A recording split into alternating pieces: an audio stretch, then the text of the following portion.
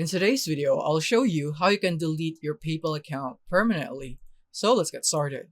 So now here we are in paypal.com. So you just need to log into the account right here, or you could also do this in the app if you want to. In my case, I'll just do it in the web. So from here, you want to go here into the settings icon right here on the top right, just beside the logout button. Once you click on that, you will now be prompted here into the settings of your account. Now, you just want to scroll down and then you will see the close your account option. So basically, you just want to click on this one right here. So click on that.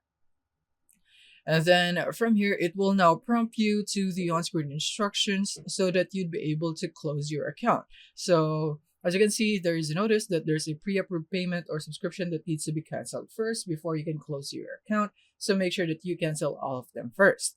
But yeah, this is basically how you can do it. All you have to do is to just follow the on-screen instructions and provide your password or any other details that might be needed before PayPal can finally delete your account.